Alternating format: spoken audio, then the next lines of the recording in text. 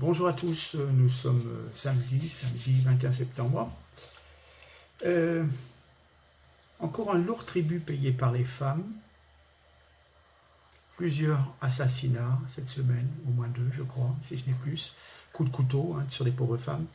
Alors, un dont on a beaucoup parlé, une femme de 27 ans est morte ce lundi dernier au Havre, rue des Briquetiers, quartier de l'Eure, devant un magasin Leader Price. 14 coups de couteau portés par son compagnon qui venait de sortir du supermarché. La scène s'est produite devant les enfants de la jeune femme âgée de 2, 4 et 6 ans. La police a été appelée par les employés du supermarché vers 13h10. La femme est décédée de ses blessures sur place quelques minutes plus tard, à 13h30. Ah, l'homme est un Havrais, d'origine malienne, âgé de 37 ans. Il s'appelle Idrissa Touré. Oui. Alors, il y a un truc quelque chose qui est particulier. Donc, déjà il y a un mois, il avait menacé son épouse avec un couteau. Et puis, je crois qu'il y avait eu une tentative d'étouffement avec un sac plastique. Et cette jeune femme, âgée de 27 ans, elle s'appelait Johanna. Donc, c'était une pratiquante musulmane. C'était une jeune femme soumise, voilée, etc. Mais bon, peu importe, elle a été victime certainement d'un certain fanatisme et d'un certain obscurantisme de son mari. Et donc cette jeune femme, âgée de 27 ans, avait pris la fuite en sautant par la fenêtre de l'appartement situé au premier étage. Donc elle s'en était sortie avec des plaies superficielles, mais très choquée. L'homme avait été interpellé, placé en garde à vue, il y avait une mesure d'éloignement, et bien entendu il est ressorti libre. Et il y avait une garde partagée des enfants. Et donc il a tué sa compagne de 14 coups de couteau. Alors, ce qui est surprenant, c'est que la préméditation n'a pas été retenue. Il était de notoriété publique que cette femme était battue, et il est allé l'attendre au supermarché avec un couteau dans les mains, mais il n'y avait pas préméditation, et donc cette pauvre femme est morte de 14 coups de couteau. Voilà. Bon, j'ai fait une vague allusion à l'islam de ce monsieur, puisque sa femme était voilée, il exigeait que sa femme soit voilée. Bien.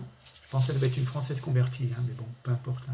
C'est l'état d'esprit, je veux dire, où la femme n'est juste bon qu'à porter des enfants, à assouvir des besoins sexuels pour son mari, à faire la popote, et puis surtout pas prendre d'indépendance. Bon, ah bah tiens, on va parler de civilisation musulmane. Vous voyez, Lyon était au cœur de, comment dire, un peu au cœur de l'actualité. L'Institut français de civilisation musulmane, un centre culturel islamique, a ouvert ses portes jeudi 20 septembre à Lyon, en présence du ministre de l'Intérieur, Christophe Castaner, qui a salué ce projet pour un islam ouvert, voué à combattre les préjugés. Imposante bâtisse de 5 niveaux, 2700 m² qui jouxte désormais la grande mosquée de Lyon. On aura des cours de civilisation musulmane et de langue, des colloques, débats, conférences sur les cultures de l'islam ainsi qu'une programmation artistique et culturelle. Le seul problème, c'est que Collomb, le maire de Lyon, Castaner, le ministre, inaugure cet institut, l'IFCM, aux côtés de Mohamed Al-Issa, une personne quand même qui justifie le djihad armé et qui a fait exécuter et torturer plus de 500 personnes. Effectivement, c'est ce même ministre saoudien de la Justice, c'était l'ancien ministre saoudien de la Justice, était déjà ce mardi 17 novembre en visite en France. On se souviendra que ce même Mohamed avait permis en 2012 la condamnation à 1000 coups de fouet et 10 ans de prison de Raif Badawi, qui était donc un blogueur sur Internet. Donc son épouse et la journaliste, l'ancienne journaliste de Charlie Hebdo, Zined El Razaoui, se sont insurgés contre cette visite. Donc ce même tortionnaire, si on peut dire, lors de la conférence de mardi, de la conférence islamique mondiale, auquel devaient participer Macron et Édouard Philippe, et en même temps, au dernier moment, ils se sont abstenus parce qu'ils se sont aperçus qu'il y avait quand même des gens qui étaient un petit peu trop intégristes. donc ça fait des mauvais genres. Hein. Euh, ce même monsieur avait affirmé que l'islam politique représentait une menace, assurant que son organisation avait adopté une vision nouvelle pour faire face au fanatisme. Enfin, quelqu'un qui commande, qui fait adopter une sentence de 1000 coups de fouet, vient vous donner, vient nous apprendre la tolérance et la paix envers une religion. Bon, laissez-moi rire. Je tiens quand même à signaler aux contribuables qu'il y a eu 3 millions d'argent public consacrés à cet institut culturel musulman. Le financement complémentaire a été assuré évidemment par les voyous intégristes, ceux qui flagellent les femmes, qui les décapitent, les coupeurs de tête de l'Arabie Saoudite, évidemment. Alors, on peut se poser une question quand même, quand on voit l'état de délabrement de certains monuments religieux, notamment des églises, hein, on reste pratiquement pantois sur la bêtise de certains élus qui prônent une laïcité. Alors, ils sont assez durs dans leur attitude laïque contre les chrétiens, mais cette laïcité est molle, complaisante avec les musulmans. Et vas-y, je te fête le début, la fin du ramadan, et patati et patala. Et puis par contre, le carême, Pâques, non, c'est pas pour eux. Quoi. Ils vont pas se fendre d'un tweet sur leur page internet. Donc voilà, donc c'est un peu bizarre parce que on dirait qu'ils ont la haine de leur culture et ils se prosternent auprès de l'islam. Ah, c'est vrai qu'il y a peut-être des électeurs en devenir, c'est peut-être pour ça. Bon, eh bien écoutez, on va continuer. Je continue un peu sur Lyon, mais c'est valable pour toute la France. Je vous ai déjà expliqué qu'il y avait des rodéos. Alors, excédés par des rodéos nocturnes en centre-ville depuis plus d'1 an, épuisés de ne pas être entendus, les habitants de la presqu'île lyonnaise ont lancé une action collective en justice. Effectivement, depuis 1 an, tous les week-ends, des bandes de jeunes viennent klaxonner dans les rues du centre jusqu'à 4 h du matin. Il y a eu même des accidents. Enfin, cette situation est devenue insupportable au fil des mois. Hein. Les habitants se sont fédérés, lancé une action collective, je vous l'ai dit. Chaque vendredi, samedi soir, dès 22 h, il y a des rodéos en plein centre-ville. Hein. Quelque part, même ces incivilités, si on peut dire, se sont transformées en insécurité. Les habitants ont alerté les autorités depuis des mois. Et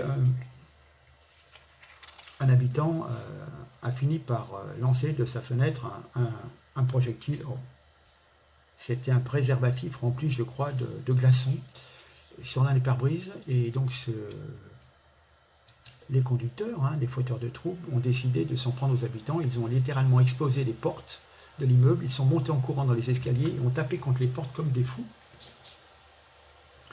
Les représailles ne se sont pas arrêtées là. Quand on s'est penché à la fenêtre pour voir ce qu'il se passait en bas dans la rue, ils sont revenus, pensant que c'était nous. Ils sont montés jusqu'à notre palier pour nous menacer de mort, poursuit cette maman de 33 ans. Voilà. La situation est très délicate. Certes, les rodéos sont très difficiles à enrayer. Il faudrait donc pouvoir multiplier les équipes de police sur le terrain et dresser des PV. Mais bon, il semblerait que la police municipale ne peut être celle de régler le problème. Il faut quand même savoir qu'il y a un arrêté municipal qui interdit la circulation dans cette rue, mais que la police municipale termine le soir à minuit. Et donc, comme ces incidents arrivent, ces incivilités arrivent 2 h, 3 h, 4 h du matin, il n'y a personne pour faire respecter l'arrêt municipal. Pas quand même. Ça s'est accéléré depuis le mois de janvier.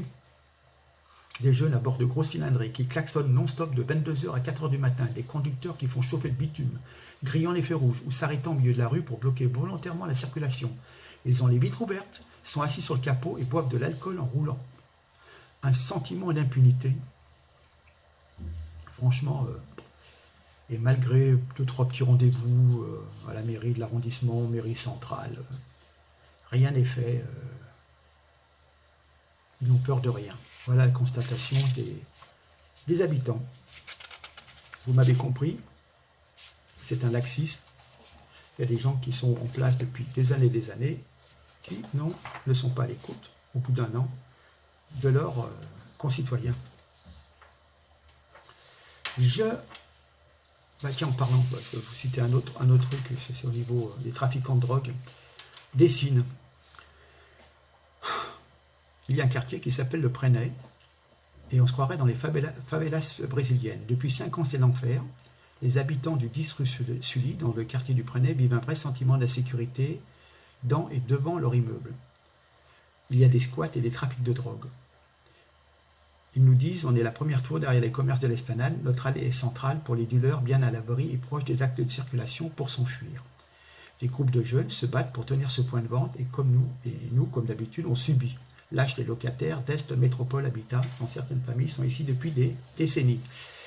Et de dénoncer des nuisances en tout genre, musique à fond, incivilité, saleté, trafic, saccage, rodéo. Et certains parlent même de coups de feu, à plusieurs reprises ces derniers mois. On se croirait dans les favelas brésiliennes, alors on paye 700 € de loyer pour supporter tout ce que l'on vit, c'est indécent. On a alerté tout le monde, le bailleur, la mairie, la police, ils sont tous au courant, mais rien ne change. On est excédé, cela ressemble à de la non-assistance à personne en danger.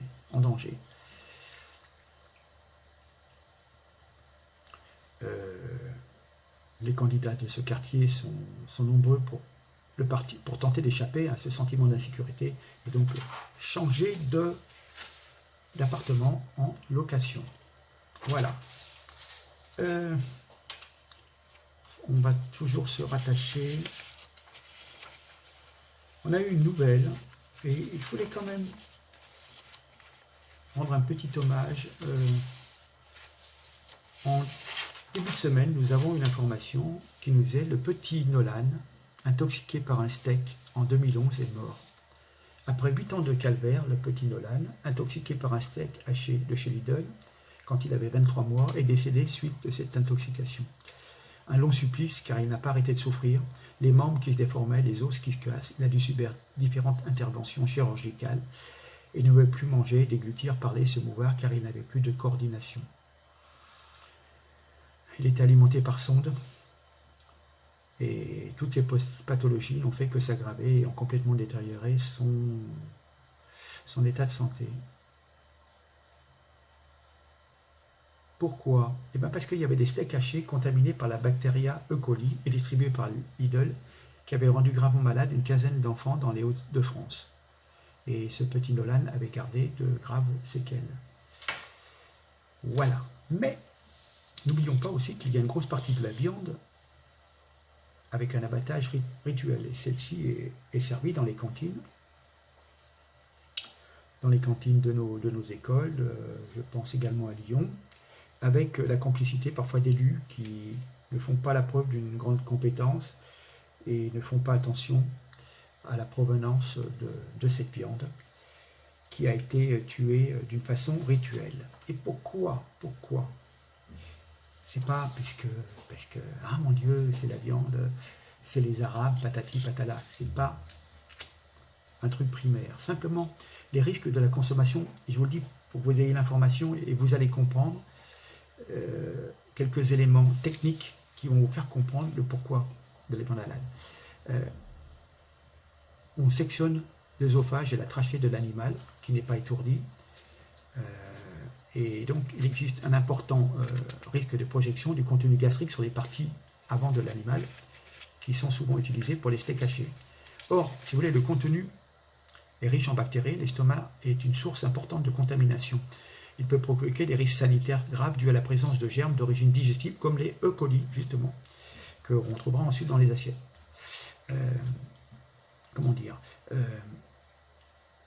Et ce qui est pire, c'est que c'est suivant la pratique culinaire.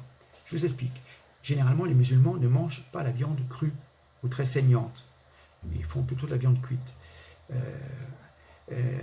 voire cuite à l'eau. Il faut rappeler que dans l'abattage halal, l'animal est tourné donc vers la Mecque, saigné sans étourdissement.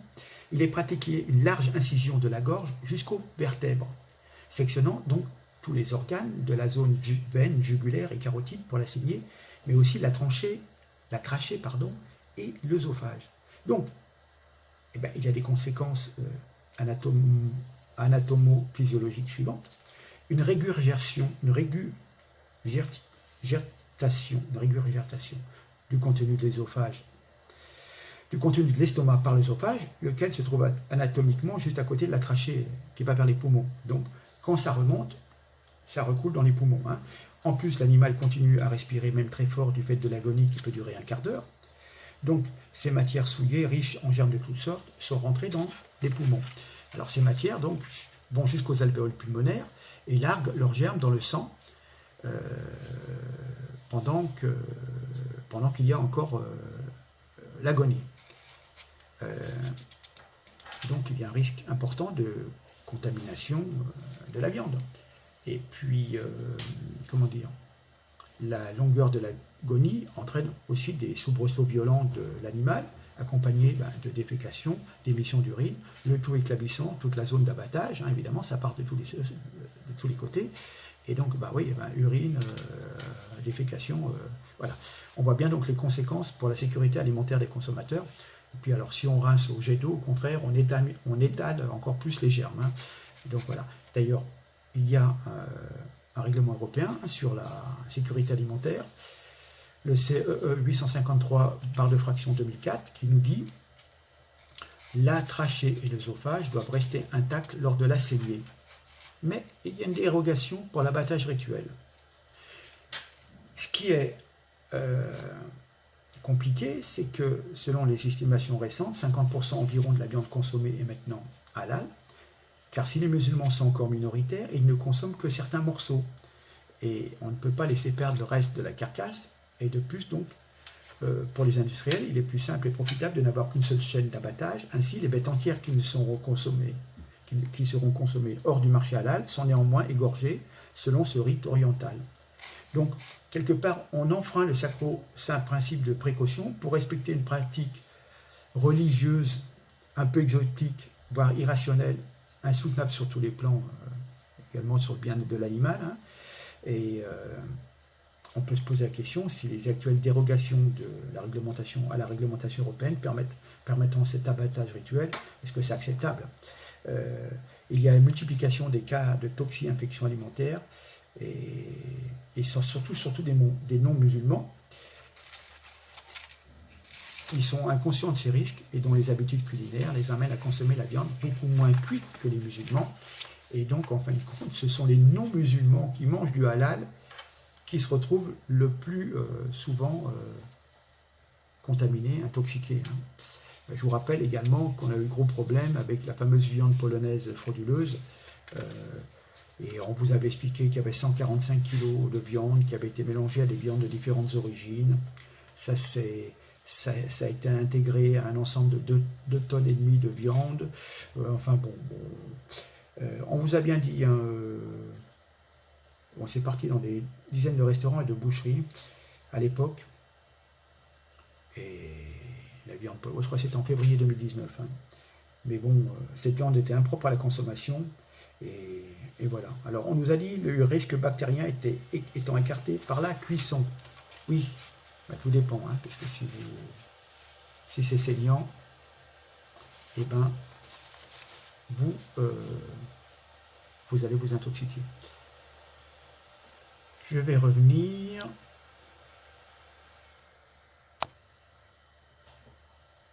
Oui, alors donc, en fin de compte, le but aussi de cette intervention, c'est méfiance sur la viande qui est relativement crue.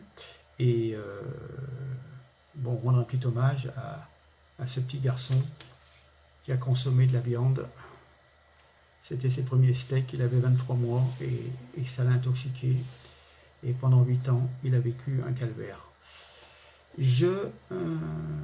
J'avais noté il y a quelques semaines, vous savez, il y a la fameuse loi Avia contre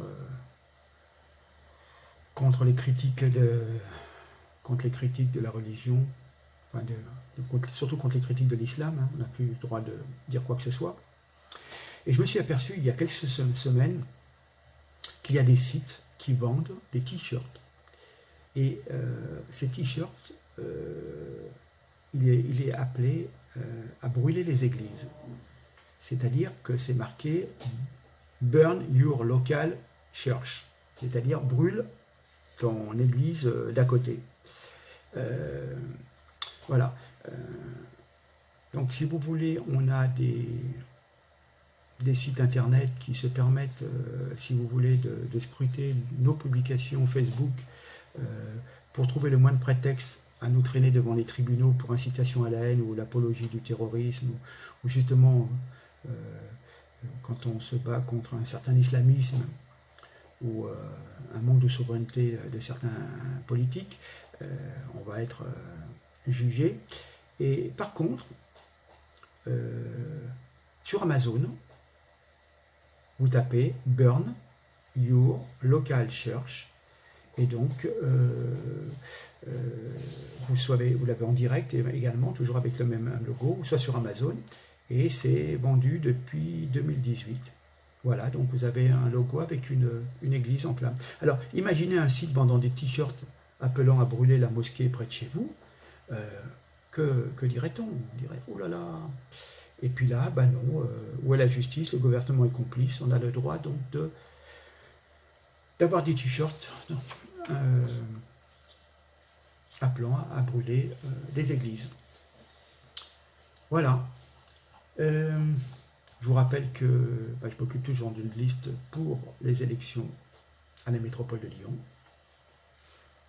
On va bientôt avoir nos tracts qui seront distribués dans les marchés. On a besoin de volontaires pour figurer également sur les listes.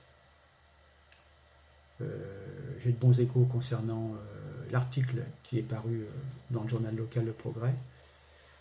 Une vidéo aussi a fait le tour aussi. Bon, eh bien écoutez, on va continuer.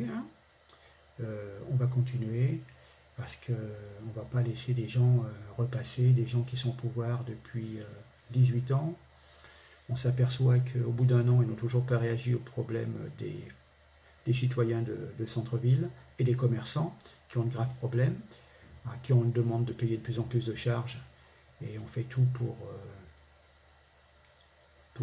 engorger par des travaux et par des installations